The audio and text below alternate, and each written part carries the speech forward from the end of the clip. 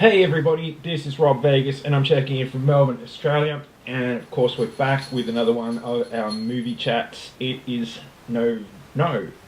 October 2023 and we are kicking on with Movie Month, where we're going to be talking all things movies. Of course, last episode we looked at James Bond 007, The Spy Who Loved Me, starring Roger Moore as 007.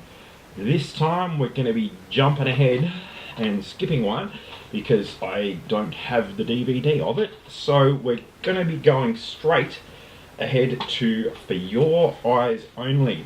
Now this follows up, well, it doesn't really, it's a standalone adventure as all these are, but of course between the last movie we talked about, which was The Spy Who Loved Me, and this, there was another one called Moonraker, where James Bond went into space, and it's entertaining as hell if you haven't seen it. It's a really fun movie, and because that was just so over the top and everything, they thought, well, let's bring James Bond back down to earth and give him a more grounded adventure, which is what this one is. So of course Roger Moore is back as 007 James Bond.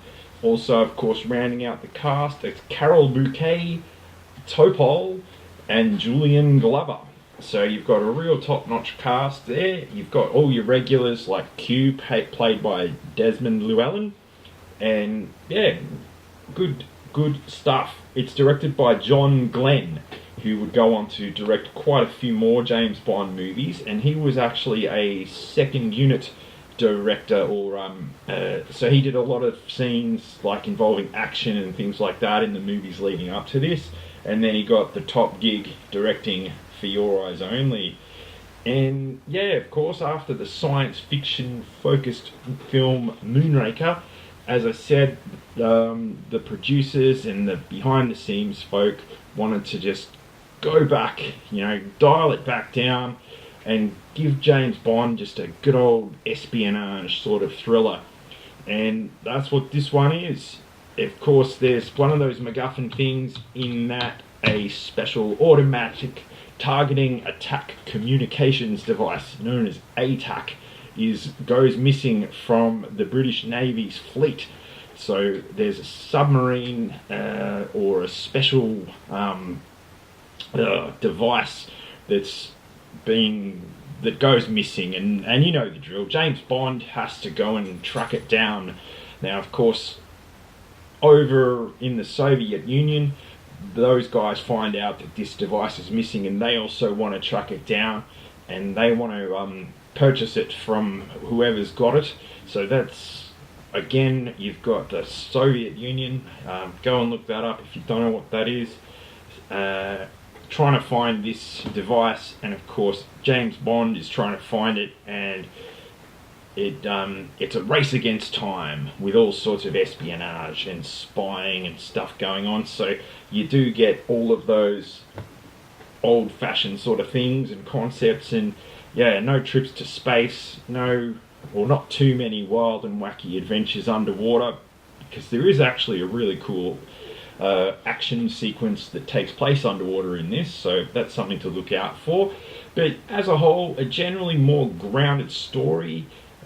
You're not going to get a big massive battle with thousands of extras and things like that in this. It's all pretty low key, and it goes along at a nice relaxed pace, which is cool.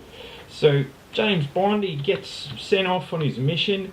There's some locations in Greece and Italy that are absolutely stunning, especially this monastery, which is like this base that 007 has to go to, and he has to climb up a sheer cliff face to get there. So a really breathtaking stunt that you get to see that's performed for real, and there's a few close calls along the way, as you'd expect.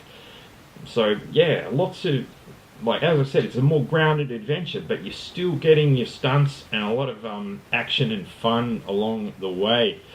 Now, there's a big ski chase as well in there. There's, like I said, a duel underwater with one of those guys in those super deep sea diving suits. There's James Bond beating some guys up in an ice hockey rink.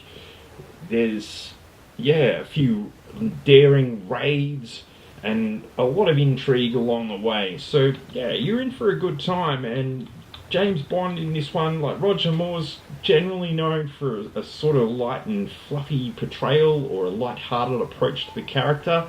And that's kind of, a strength that Roger Moore plays to. But in this, you actually get to see him be like that sort of ruthless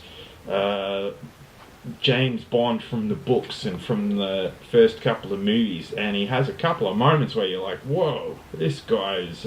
you don't want to knock his drink over, that's for sure. But of course, to cut a long story short, James Bond teams up with... I can't think of his name, but I'm just going to call him Topol. If you've ever seen that Fiddler on the Roof movie, you'll know who I'm talking about. So he teams up with him, and they go after Julian Glover, who is the bad guy. Apparently his name is Christados, but I'm just going to call him Julian Glover. So you'll know him. He's a good character actor who's appeared in many movies, like Indiana Jones and The Last Crusade. So you'll see him in there. You'll see all your James Bond regulars like Q and M and Moneypenny. So they're all in there along for the ride. So they pop up as they do. And you're going to get a lot of excitement as, James Bond ends up meeting a lady. I believe her name, according to this, is Melina, played by Carol Bouquet. And she's out for revenge because it turns out Julian Glover's character had her parents assassinated. So she's out for revenge, and James Bond is trying to help her out. And they're a good team and really good on screen. And they save the day. I don't want to spoil all the twists, but it's James Bond. You know how it's going to end.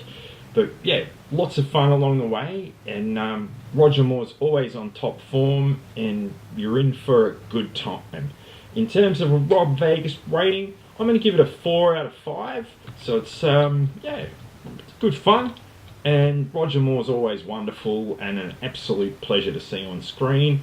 And the locations are absolutely stunning and gorgeous, and the way they're filmed, John Glenn, the director, really came into his own on this one. So, they keep it pretty low key.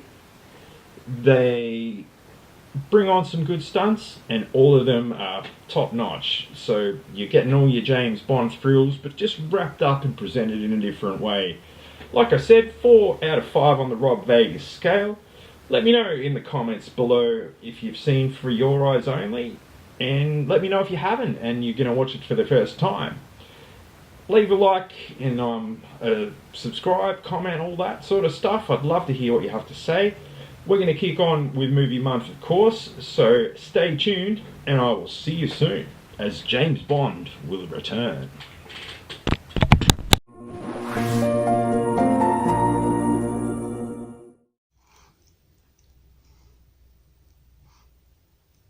Crystal Ball says like and subscribe and leave a comment.